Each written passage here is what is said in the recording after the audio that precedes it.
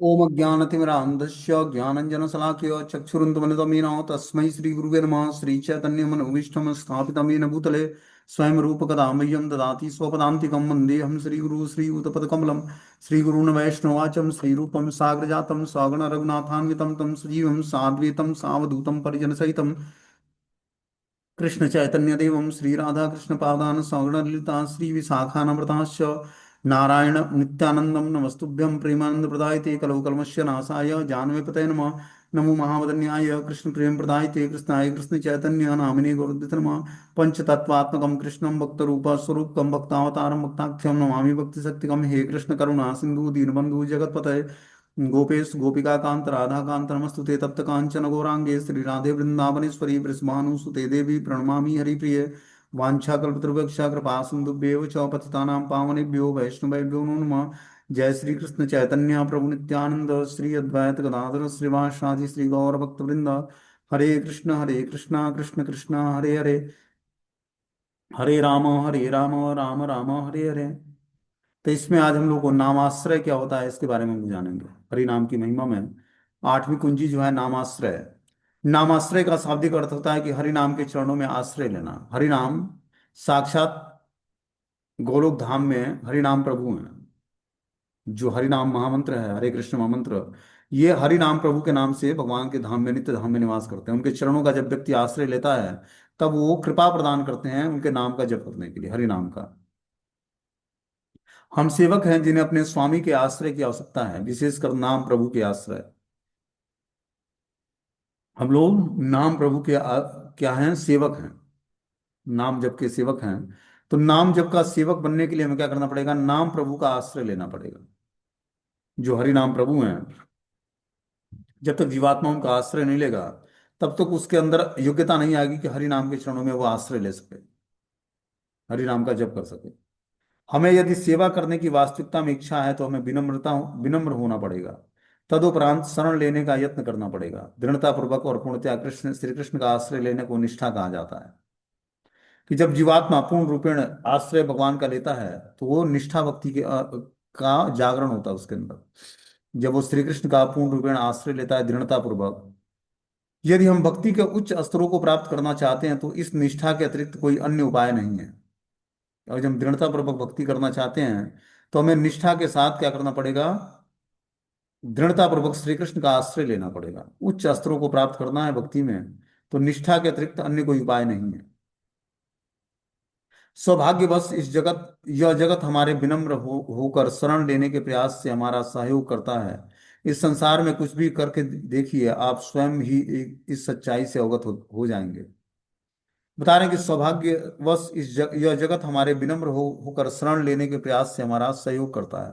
ये भौतिक संसार, जिस संसार में हम हैं, और जो हम विनम्रता पूर्वक शरण लेते हैं तो वो हमें सहयोग करेगा। ये भौतिक संसार, इस संसार में कुछ भी करके देखिए, आप स्वयं ही इस सच्चाई से अवगत हो जाएंगे। किंतु हम में से बहुत कम ही स्वेच्छा से विनम्रता का चुनाव करते हैं, जो कि अहंकार के लिए अत्यंत सहनीय असहनीय रूप से कटु है।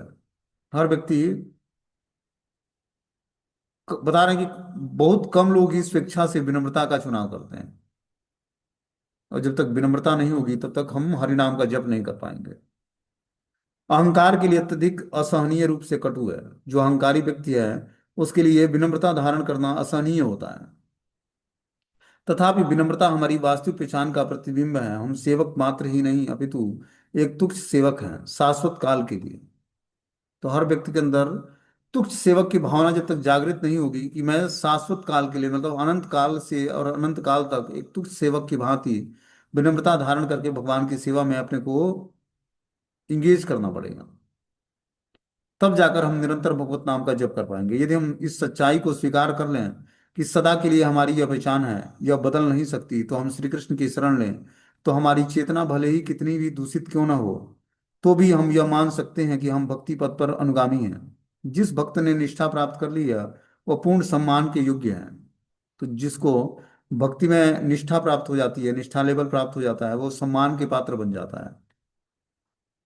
हरिनाम चिंतामणि में श्रील भक्ति विनोद ठाकुर जी भक्ति के एक ऐसे गुण का विवरण देते हैं जो अन्य 25 गुणों की तुलना में सर्वाधिक महत्वपूर्ण है। कृष्ण एक शरणम, कृष्ण की शरण ग्रहण कर लेने का गुण। बता रहे कि जो भक्ति विनोद ठाकुर जी हैं हरिनाम चिंतामणि नामक ग्रंथ में एक विशेष गुण का वर्णन करते हैं, जो अन्य 26 गुणों में 25 गुणों की तुलना में सर्वाधिक महत्वपूर्ण है। किसी के अंदर 25 गुण नहीं है, एक गुण है मात्र, क्या? कृष्ण एक शरणम, कि मात्र कृष्ण ही उसके शरण देने वाले हैं।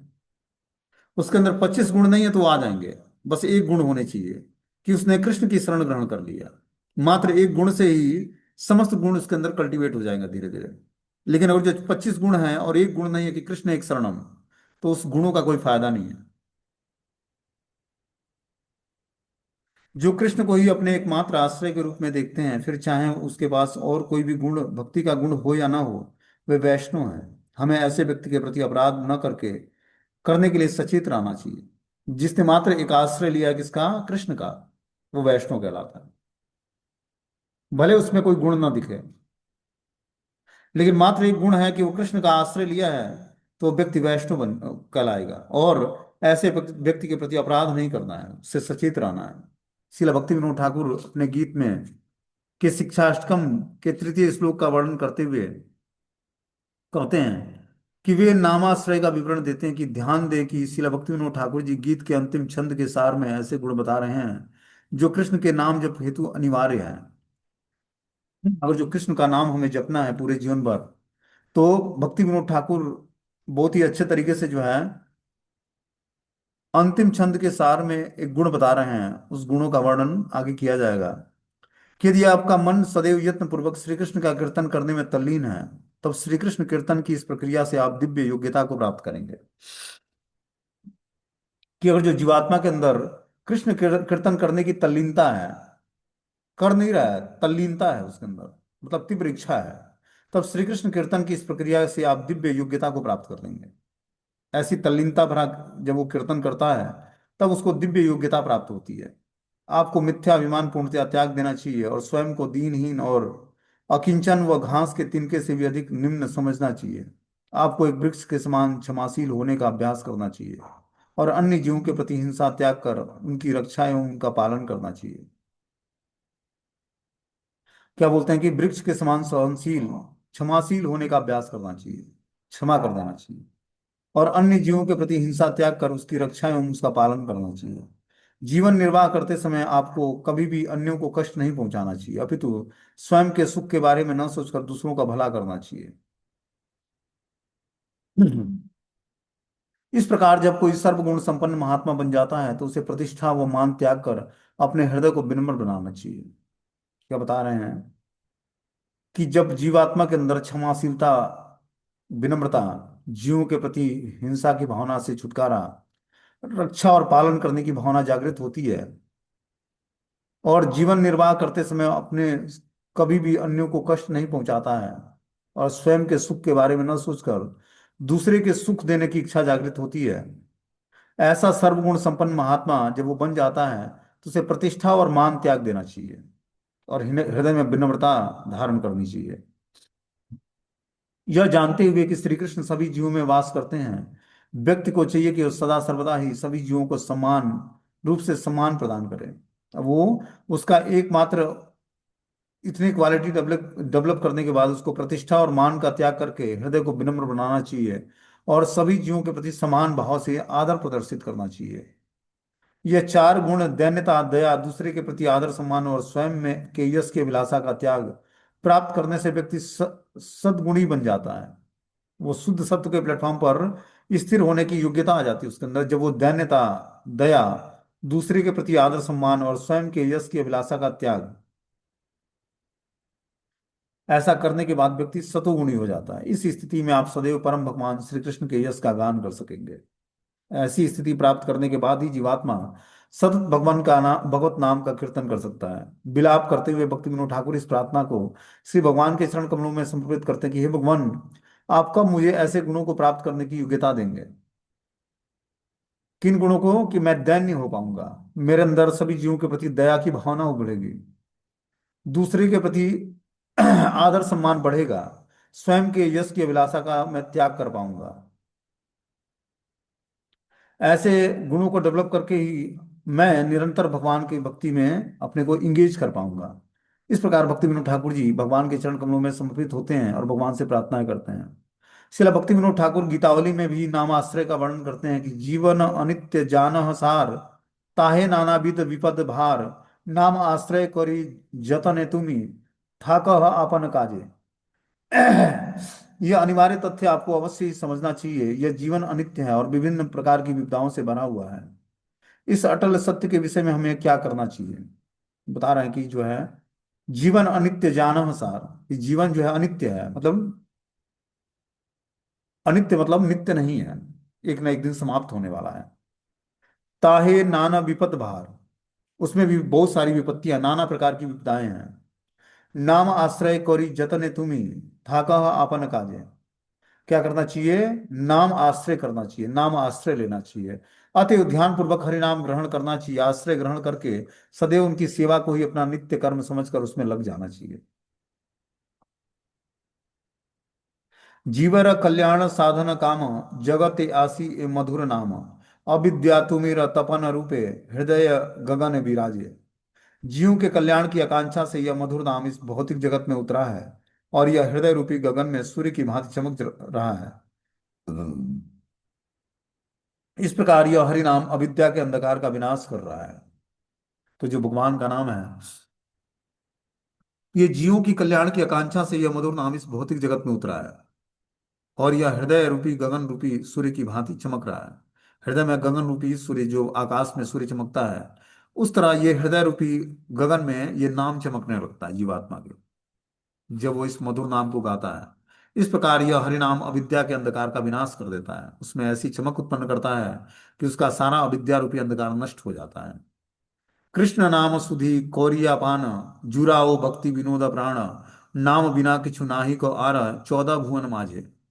बिना हरिनाम के 14 भुवनों में और कुछ भी नहीं है। कृष्ण के पवित्र नामों के रसामृत का पान कर भक्ति विनोद ठाकुर के प्राणों को संतुष्टि प्राप्त होती है। इस प्रकार इस 14 भुवनों में हरि नाम के अलावा और कुछ ऐसा नहीं है जिसका रसास्वादन करके व्यक्ति संतुष्ट हो पाए। इसीलिए भक्ति विनोद ठाकुर जी बता रहे हैं कि कृष्ण के पवित्र नामों के रसामृत का पान कर भक्ति विनोद ठाकुर के प्राणों को संतुष्टि मिलती है। स्वयं की स्थिति से या कृष्ण के साथ हमारे संबंध से अनभिज्ञ रहकर एक यंत्र की भांति जप करने में तथा दीन भाव से हरिनाम का ग्रहण आश्रय लेते हुए यत्न पूर्वक जप करने में स्पष्ट रूप से अंतर है। कि एक होता है कि जो है स्वयं की स्थिति से या कृष्ण के साथ हमारे संबंध से अनभिज्ञ रहकर, कि हमारा कृष्ण से के साथ क्या संबंध है, इसको न जानते हुए हम यत्र यंत्र की भांति जप करते हैं। जब हम कथा नहीं सुनते हैं भगवान का, कथा कीर्तन में पार्टिसिपेट नहीं करते हैं, तो हमारा जप जो है कृत्रिम रूप से होता है, एक यंत्र की भांति हम उच्चारण कर रहे हैं, बस चल रहा है कि माला पूरी हो गई। इस माला से भगवान से हमारा संबंध जागृत नहीं होगा। जब हम भगवान के साथ के बारे में कथा सुनते हैं तो धीरे धीरे भगवान से प्रेम प्राप्त होता है, भगवान से प्रेम हो जाता है। भगवान के शुद्ध भक्तों का जब हम भागवतम के माध्यम से उनका चरित्र सुनते हैं तो उससे धीरे धीरे भगवान के भक्तों के प्रति, भगवान के प्रति, भगवान की तदीय वस्तु के प्रति प्रेम उत्पन्न होता है। तब हमारी जपा में धीरे धीरे परफेक्शन आता है। उस तरह हम जो जपा करते हैं वो कृत्रिम रूप से मैकेनिकली हो जाएगा। दीन भाव से हरिनाम का आश्रय लेने से यत्न पूर्वक जप करने में स्पष्ट अंतर है। एक व्यक्ति अनभिज्ञ रहकर यंत्रवत जाप करता है और दूसरा दीन भाव से हरिनाम का आश्रय लेकर यत्न पूर्वक जप करने का स्पष्ट प्रयास कर रहा है। तो इस दोनों में स्पष्ट अंतर है। जो ही हमें इस यह आभास होता है कि हम में सामर्थ्य नहीं है, कि हरि नाम ही हमारा एकमात्र सहारा है, तब हम स्वयं को कृष्ण पर पूर्ण रूपेण निर्भरता की ओर उन्मुख पाएंगे और उनके नामों के प्रति आत्मसमर्पण कर देंगे। नाम आश्रय हमें श्री कृष्ण के साथ हमारे संबंध को, हमारी हमारे उनकी संपत्ति होने का भाव रूपी पुरस्कार देता है। बता रहे हैं कि जब व्यक्ति पूर्ण रूपेण नाम के प्रति आत्मसमर्पण कर देगा तो नाम आश्रय हमें श्री कृष्ण के साथ हमारे संबंध को जागृत कर देगा और इस प्रकार हम संपत्ति होने का भाव रूपी पुरस्कार वो क्या करेगा, हरि नाम ही देगा हमें। नाम आश्रय को ही शरणागति और निष्ठा कहते हैं, जो कि दृढ़ श्रद्धा और अस्थायी आत्मसमर्पण की स्थिति है।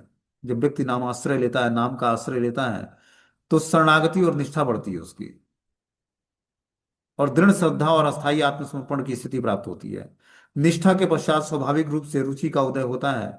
निसंदेह ऐसी भावना को बलपूर्वक उत्पन्न नहीं किया जा सकता। दैन्यता की भांति आत्मसमर्पण भी बनावटी या केवल मानसिकता में परिवर्तन करने से प्राप्त नहीं होता है। यह तभी प्राप्त होता है जब हम हमें यह बोध होता है कि हमारे पास अन्य कोई आश्रय नहीं है और हमारा एकमात्र सहारा कृष्ण नाम ही है। तो दैन्यता की भाव हृदय में तब प्रकट होता है जब व्यक्ति आत्मसमर्पण बनावटी रूप से नहीं या मानसिकता में परिवर्तन करने से प्राप्त नहीं होता है कि हम अपनी मानसिकता में दैन्यता प्रकट कर लें। इस भाव से नहीं, दैन्यता ऑटोमेटिक स्वाभाविक एक दिव्य गुण है। जब हमें बोध होता है कि हमारे पास अन्य कोई आश्रय नहीं है, एकमात्र आश्रय सहारा कृष्ण का नाम ही है, तब हृदय में दैन्यता प्रकट होती है। और दैन्यता पूर्वक जब हम भगवान को पुकारते हैं कि हे कृष्ण, आप ही मात्र एक हमारे रक्षक और पालक हैं, आपकी कृपा के बिना हमारा जीवन अधूरा है। जब इस तरह से जीवात्मा भगवान से प्रेयर करता है दैन्यता पूर्वक, स्वाभाविक रूप से हृदय से ये प्रार्थनाएं निकलती हैं। दैन्यता कोई मानसिक ऊहापोह नहीं है, कल्पना नहीं है या दिखावटी कोई वस्तु नहीं है। दैन्यता हृदय की एक स्थिति है। वो स्थिति सबके हृदय में प्रकट नहीं होती है। जब हम ध्यान पूर्वक महामंत्र का जप करेंगे तब धीरे धीरे हमारे अंदर दैन्यता आएगी और तुच्छता प्रकट होगी कि मैं कुछ करने में समर्थ नहीं हूं, मात्र भगवान का नाम ही हम जप कर सकते हैं, वो भी भगवान की कृपा से, गुरु की कृपा से।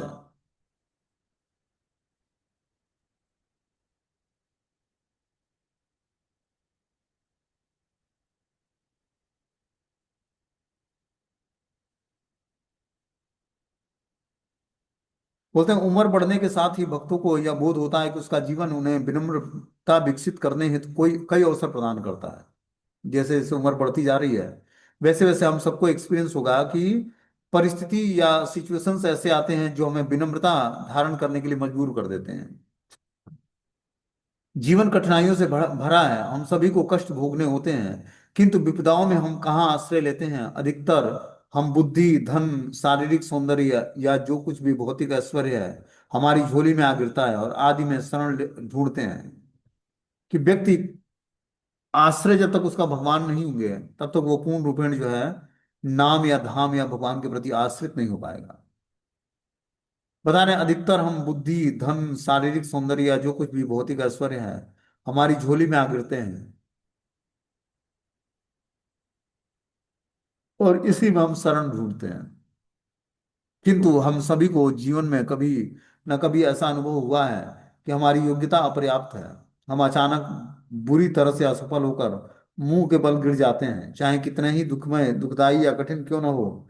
क्या उस विफलता को कृष्ण की दया के वाहन के रूप में देखना संभव है? कि भगवान हर भक्त को चांस देते हैं विनम्र बनने का, और जो विनम्र बन जाएगा तो उसको योग्यता आ जाएगी नाम जप करने की। विनम्रता क्या है? आभूषण है। हरे नाम जप में विनम्रता एक ऐसा हथियार है कि इसको धारण करने के बाद व्यक्ति का स्वाभाविक रूप से नाम चलने लगेगा।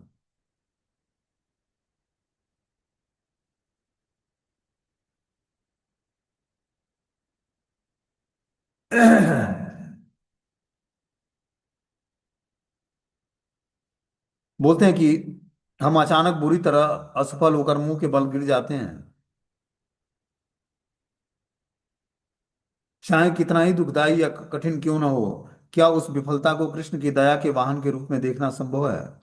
कुंती देवी प्रार्थना करती हैं कि हे प्रभु, आप सरलता से प्राप्त होने वाले हैं, लेकिन केवल उन्हीं के द्वारा जो भौतिक दृष्टि से अकिंचन है, जो सम्मानित कुल, ऐश्वर्य, उच्च शिक्षा और शारीरिक सौंदर्य के द्वारा भौतिक प्रगति के पथ पर आगे बढ़ने के प्रयास में लगा रहता है। वह आप तक एक निष्ठ भाव से नहीं पहुंच पाता है। भगवान तक एक निष्ठ भाव से पहुंचने के लिए हमें सामान्य कुल में जन्म लेना, ऐश्वर्य, उच्च शिक्षा या शारीरिक सौंदर्य या भौतिक पथ पर प्रगति करने या आगे बढ़ने के प्रयास से हम एक निष्ठ भक्ति का भाव डेवलप नहीं होगा। एक निष्ठ भक्ति का भाव तब डेवलप होगा जब हृदय में विनम्रता और सहिष्णुता होगी, सबके प्रति रिस्पेक्ट की भावना होगी। प्रतिदिन हमारी योग्यता कई बार हमें असफलता का स्वाद चखाती है। जब ऐसा होता है तो उस उन क्षणों से हम क्या करते हैं?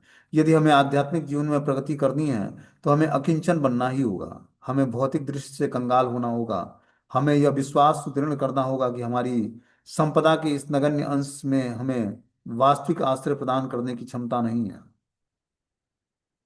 निश्चय ही मृत्यु के समय हमारे पास कुछ भी नहीं होगा। उस समय में हमारी कौन सी भौतिक संपत्ति या योग्यता हमें आश्रय दे सकती है। तब हमारे पास सिर्फ कृष्ण ही होंगे। इस ज्ञान के स्तर पर अस्थायी रूप से व्यवहार करना निष्ठा कहलाता है, कि एक निष्ठ होकर भगवान के नाम रूप गुण लीला धाम में अपनी चेतना को स्थिर कर लेना। बता रहे हैं निश्चय ही मृत्यु के समय हमारे पास और कुछ भी नहीं होगा। उस समय हमारी कौन सी भौतिक संपत्ति या योग्यता हमें आश्रय दे सकती है। हर व्यक्ति आश्रय खोजता है, ठीक है ना। भौतिक संसार में धन का आश्रय, बच्चों का आश्रय, माता पिता का आश्रय, पति का आश्रय, बैंक बैलेंस का आश्रय।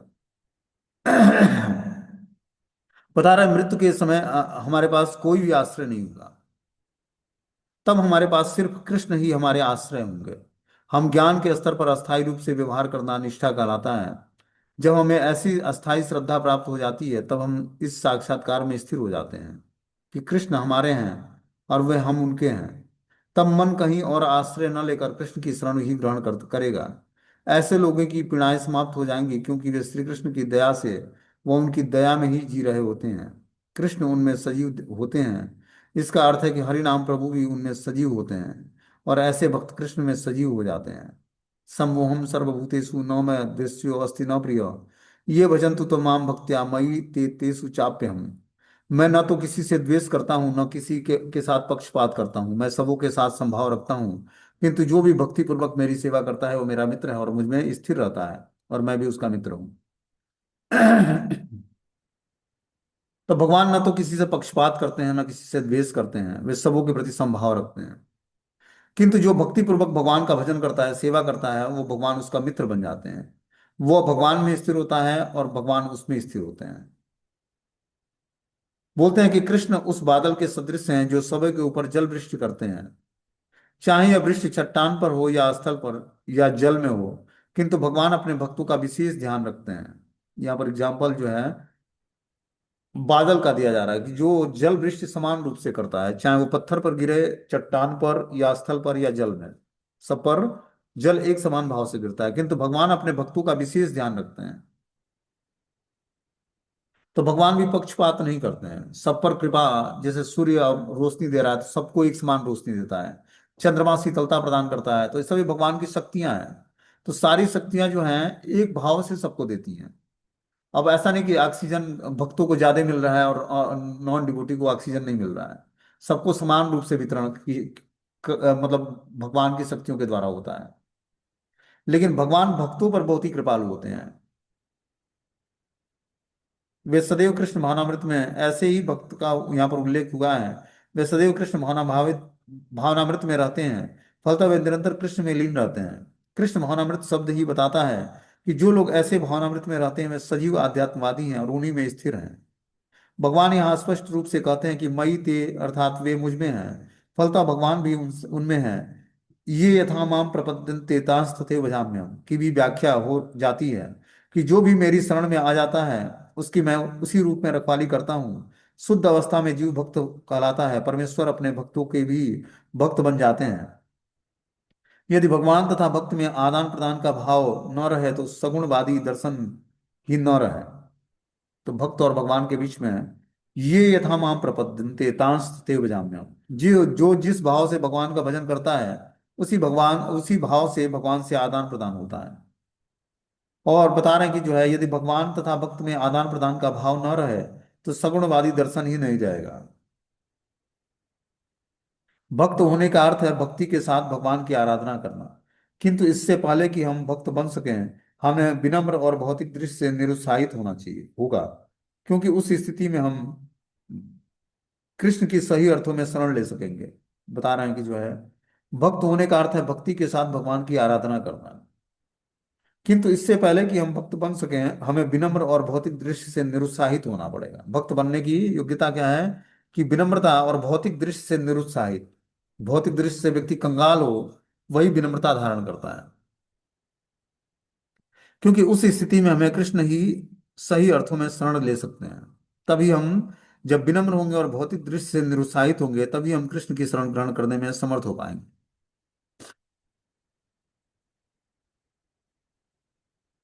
अब आगे टाइटल है कि हरि नाम के लिए भिक्षा मांगना। बोलते हैं आरंभिक गीतों में, एक गीत में श्रील भक्ति विनोद ठाकुर हमें जागने के लिए पुकार रहे होते हैं कि जीव जागो जीव जागो। भगवान गौरांग पुकारते हैं कि जीव जागो, जग जाओ, जीव जग जाओ, माया रूपी पिशाचिनी की गोद में बहुत लंबे समय से तुम निद्रा ले रहे हो। तो हर व्यक्ति माया रूपी पिशाचिनी की गोद में बहुत लंबे समय से सो रहा है, इग्नोरेंस में, अज्ञानता में। इसलिए भक्ति विनोद ठाकुर ने गीत गाया कि जीव जागो गौर चंद्र बोलो। तुम इस संसार में यह कहकर आए थे कि हे प्रभु, मैं निश्चय ही आपकी आराधना, आपका भजन करूंगा, किंतु इस विचार को भूलने से तुम घोर अविद्या में हो। हर जीवात्मा, भगवान जब वो माता के गर्भ में होता है उल्टा लटका 9 महीने, तो उस अंधकार में कूप में भगवान से प्रेयर कर रहा हो, हे प्रभु इस अंधकूप से बाहर निकालो, मैं संसार में आकर आपका भजन करूंगा। लेकिन संसार में आते ही वो अविद्या के घोर अंधकार में गिर जाता है। रजोगुण के प्रभाव से हम यह समझते हैं कि हम स्वयं की शक्ति के कार्य कर रहे हैं और हम कृष्ण को भूल जाते हैं। भौतिक दृष्टि से पूर्णतः निरुत्साहित हो जाएं और मात्र कृष्ण पर निर्भर रहिए, अन्यथा रजोगुण आपको गहरी निद्रा में भेज देगा। बता रहे हैं कि जो है, माया के भ्रम का विनाश करने हेतु कृष्ण की शरण ग्रहण करनी है। रजोगुण के प्रभाव से हम ये समझते हैं कि हम स्वयं की शक्ति से कार्य कर रहे हैं। जितना ही जिसके अंदर रजोगुण होगा वो अपने को तुच्छ नहीं समझेगा कि जो हम भक्ति कर पा रहे हैं ये गुरुदेव की कृपा से या वैष्णव की कृपा से हो रहा है। उसको लगेगा कि ये तो मैं अपने प्रयास से कर पा रहा हूँ। अपने प्रयास से व्यक्ति मैकेनिकली जप कर सकता है, कृत्रिम रूप से जप कर सकता है। लेकिन जब वो गुरु परंपरा के प्रति शरणागत होता है, उनसे प्रार्थनाएं करता है, तब उसके जपा में पावर आता है। तब उसकी प्रार्थनाएं गुरु परंपरा के माध्यम से भगवान को ऑफरिंग होती है। नाम जप के लिए हृदय की स्थिति होनी चाहिए। हृदय की स्थिति है दैन्यता। हृदय में दैन्यता जब आएगी, तब हरि नाम का हम अच्छे तरीके से आश्रय ले पाएंगे, हरि नाम अच्छे तरीके से जाप कर पाएंगे। तब उसका पूर्ण परिणाम मिलेगा हमें। जब तक दैन्यता नहीं है, हमें लगता है माला तो हो ही रही है, क्या जरूरत है किसी से कृपा की याचना करने की, क्लास सुनने की, शास्त्र पढ़ने की, या प्रार्थनाएं अर्पण करने की। माला तो हो रही है, ये सब करने की क्या जरूरत है।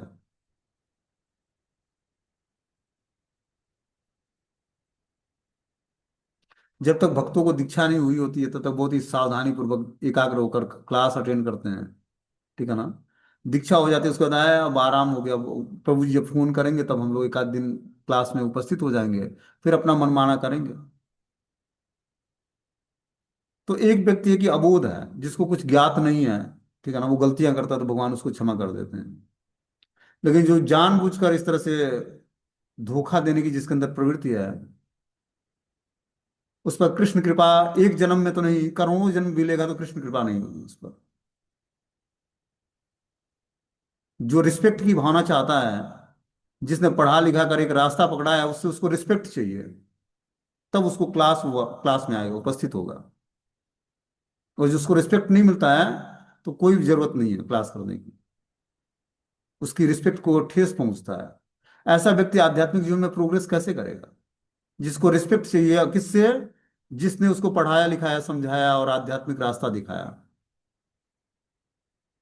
तो रिस्पेक्ट की भावना जागृत हो गई हृदय में कि क्लास में हमें रिस्पेक्ट नहीं मिलता है, इसलिए मैं क्लास ज्वाइन नहीं करूंगा। क्लास में रिस्पेक्ट चाहिए किससे? जो उसको पढ़ा रहा है। वो रिस्पेक्ट भले ना करे, उसको क्लास में रिस्पेक्ट चाहिए। जब तक रिस्पेक्ट नहीं मिलेगा तब तक क्लास ज्वाइन नहीं करेगा। कि 2 4 बार फोन करके रिक्वेस्ट किया जाए उससे कि आप आइए, क्लास में आते हैं तो आप बहुत अच्छा लगता है पढ़ाने वाले को, तब वो क्लास ज्वाइन करेगी। तो ऐसा व्यक्ति करोड़ों जीवन लेकर और हरि नाम का जप करेगा गुरु दीक्षा लेकर, उसका कल्याण नहीं होना है। गुरु दीक्षा भावनाओं को चेंज नहीं करता है। गुरु दीक्षा एक औपचारिकता है कि आपको योग्यता दी गई हरि नाम जप करने का। अब योग्यता क्या होनी चाहिए वो बता रहे हैं भगवान श्री चैतन्य महाप्रभु। कितृणादपि सुनिचेना तरोरपि सहिष्णुना अमान नामान देना कीर्तनीय सदा हरि। कि सदा हरि नाम का कीर्तन करना है तो विनम्रता धारण करनी पड़ेगी, सहिष्णुता धारण करनी पड़ेगी। दूसरे के से रिस्पेक्ट की इच्छा ना करके दूसरे को रिस्पेक्ट प्रदान करना पड़ेगा। एक तकिया कलम बना लिया व्यक्ति, हरे कृष्णा दंडोत प्रणाम प्रभु जी। हरे कृष्णा दंडोत प्रणाम से होता क्या? आप कहना कितना मानते हो? हृदय की स्थिति क्या है आपकी? क्या आप रिस्पेक्ट करते हो क्लास छोड़ने के बाद? नहीं करते हो। तो टाइटल काम क्या करेगा? वो तो एक लैंग्वेज हो गया कि चलो हरे कृष्णा दंडवत प्रणाम सभी बोलते हैं, मैं भी बोल देती हूँ या बोल देता हूँ। जब तक व्यक्ति के हृदय में रिस्पेक्ट की भावना नहीं होगी भगवान के प्रति, भगवान के भक्तों के प्रति, कथा के प्रति, कीर्तन के प्रति, अपने गुरु के प्रति, अपने मेंटर के प्रति, तब तक उसको कुछ हवा नहीं लगना है भक्ति का, दूर दूर तक। 3 राउंड की कंठी मिल जाएगी, ठीक है, जपा किया हुआ गुरुदेव के द्वारा जप मंत्र मिल जाएगा सब, लेकिन उससे हृदय की स्थिति थोड़ी ना सुधर जानी है, और भोग की वासनाएं जागृत होंगी। इससे बढ़िया कि भक्ति में जीवन को स्वीकार ही ना करे व्यक्ति, आराम से जो जीवन, सादा जीवन, उच्च विचार का पालन करे, जो गांधी जी ने बताया था। उसके अध्यात्म का रास्ता चूज नहीं करना है। अध्यात्म का रास्ता बहुत खतरनाक है, टाइम सर्वा वो करना पड़ता है, सेक्रीफाइस करना पड़ता है, रिस्पेक्ट देना पड़ता है सबको, तब जाकर आध्यात्मिक जीवन में हम प्रोग्रेस कर पाते हैं। जो खुद अपने मान की इच्छाएं हैं, अपने अंदर रिस्पेक्ट की इच्छा है, उसको लगता है कि जो पढ़ाने वाला है उसको कुछ प्रॉफिट होने वाला है मुझे प्रॉफिट होगा उससे। तो प्रॉफिट हमें भी होता है कि हमारा शुद्धिकरण होता है। मैं आचार्यों के दी हुई टीका टिप्पणियों को पढ़ के खुद भक्ति को समझने का प्रयास करता हूँ।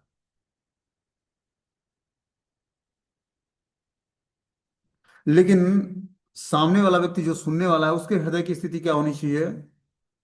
वो ये सोचेगा कि अगले व्यक्ति को प्रॉफिट है, इसे मैं क्लास ज्वाइन नहीं करता हूँ तो इसको नुकसान होने वाला है, इस उद्देश्य से क्लास ज्वाइन नहीं करता कोई।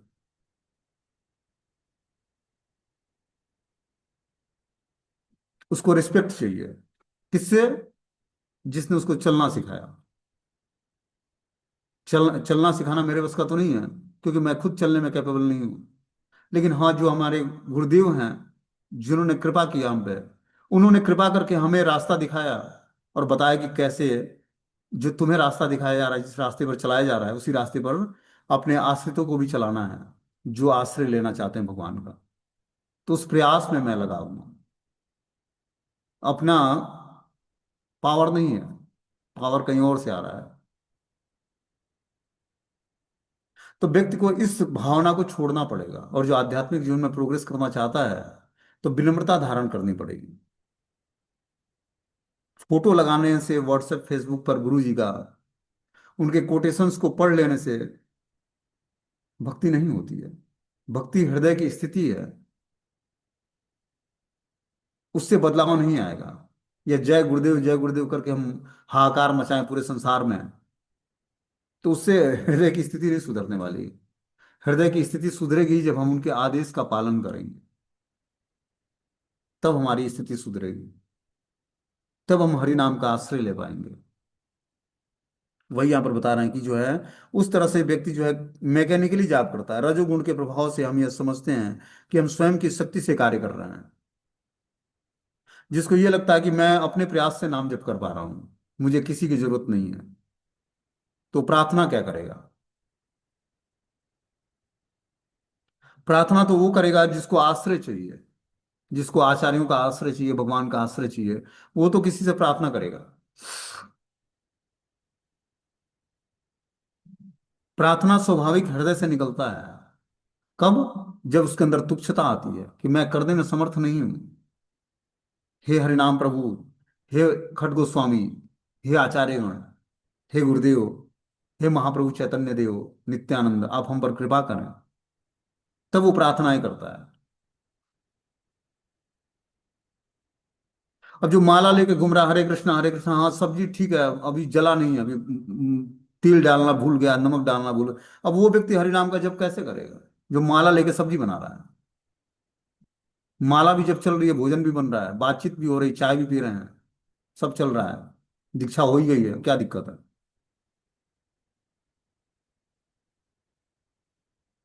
तो वैसे व्यक्ति के लिए नरक से भी बदतर एक लोक है। नरक तो सुना है, नरक से भी एक नीचे एक लोक है, उसमें उसको स्थान मिलता है।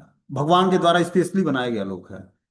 इस शास्त्रों की बातों को सुनकर, जानकर, धोखा देने की भावना से जिसके अंदर ये वासना क्रिएट हुई, जिसके हृदय में है, उसके लिए नरक से भी नीचे एक लोक है, स्पेशली भगवान ने उनके लिए बना रखा है।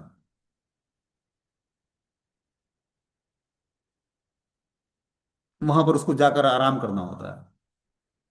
और जन्म जन्मांतर अनेक करोड़ों जन्म तक सड़ेगा, वहां पर यमराज भी नहीं उसको उठाएगा, उसके कर्मों को क्षमा नहीं करेगा। यही वास्तविकता है। और इसको जितना ही जल्दी कोई स्वीकार कर ले, देखो, पेशेंस रखना, सहनशीलता अपने अंदर है। ये गुरु के द्वारा हमें गॉड गिफ्टेड मिला है, गुरु गिफ्टेड है ये।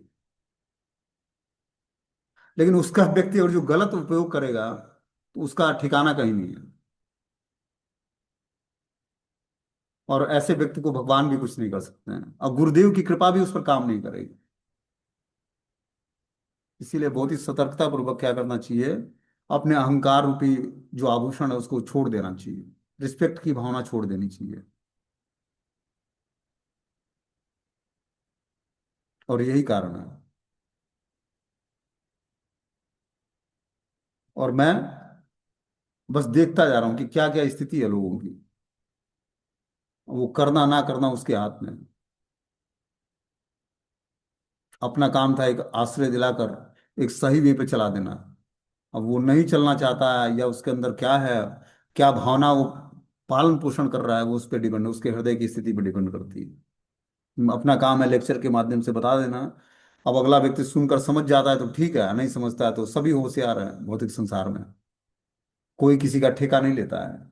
हमने अपना ठेका ले रखा है, और गुरु को वचन दे रखा है, हम अपने ठेके को ठीक से वो चला लें, वही बहुत बड़ी बात है। बाकी तो सब अपने अपने प्लेन के खुद ही पायलट हैं। सबको 1 1.5 साल पढ़ाकर ट्रेनिंग दिया गया, समझाया गया, हरि नाम जाप करने का मेथड बताया गया। अब वो व्यक्ति जब अपने को ही अब उस्ताद समझ लिया, तो उसको कोई समझा नहीं सकता है, वो खुद ही उस्ताद बन गया। बता रहे हैं कि भगवान गौरांग महाप्रभु पुकार रहे हैं कि मैंने केवल तुम्हें बचाने हेतु हेतु अवतार लिया है। मेरे अतिरिक्त भला तुम्हारा और कौन मित्र है। माया के भ्रम का विनाश करने हेतु मैं औषधि अपने साथ लेकर आया हूँ। अब सुने कि इस औषधि को ग्रहण करने हेतु हमें क्या करना होगा। जो हरि नाम रूपी औषधि है, इसको ग्रहण करने की योग्यता क्या है। अब इस महामंत्र के लिए भिक्षा मांगो और इसे ग्रहण कर लो। महामंत्र जाप करने के लिए भिक्षा मांगना करो,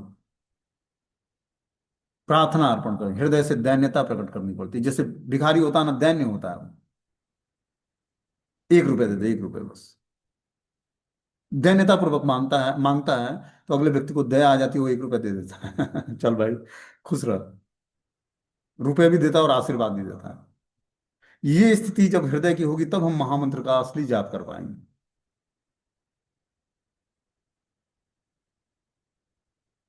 और मन में और स्थिति क्या होती है, हमसे अच्छा कोई जाप ही नहीं करता है। निश्चित रूप से करना है, उसमें कंपटीशन नहीं करना है कि हम अच्छा जाप नहीं करेंगे, हमें करना है। लेकिन अच्छा जाप करने की स्थिति क्या है हृदय की, कि उसके अंदर विनम्रता आएगी, सहिष्णुता आएगी, तुच्छता व्यक्त होगी उसके हृदय में, कि मैं अच्छा जाप नहीं, और अच्छे तरीके से हमें करना है, और अच्छे तरीके से करना है। ये जिसके हृदय की स्थिति, अब ये ऐसे ऐसे भी तुच्छ नहीं बन जाना है कि बिल्कुल ही कि अब नाम ही जप नहीं करना है, ऐसा भी नहीं। ये स्थिति बता रहे हैं कि महामंत्र के लिए भिक्षा मांगना है और उसे ग्रहण करना है। जितनी तीव्रता से मछली को श्वास लेने हेतु जल की आवश्यकता होती है, उतनी ही तीव्रता से हमें अच्छे अपने सच्चे आश्रय की आवश्यकता है। तथा हमें पूरी आत्मा के साथ हमारे आश्रय के लिए पुकार लगानी होगी। यदि हम महामंत्र के लिए भीख मांगना सीख सकें, तो हम हरि नाम का आश्रय लेना भी सीख लेंगे। भीख मांगने के लिए आवश्यक है कि हम अपनी भलाई करने वाले के पास पूरी दीनता के साथ व बिना अहंकार के जाएं।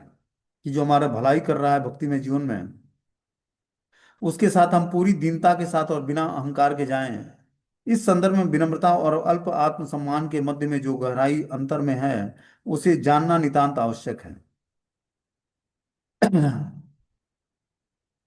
बता रहे हैं कि इस संदर्भ में विनम्रता और अल्प आत्मसम्मान के मध्य में जो गहरा गहरा अंतर है, उसे जानना नितांत आवश्यक है। कि विनम्रता और अल्प आत्मसम्मान, इस दोनों में के अंतर को जानना पड़ेगा।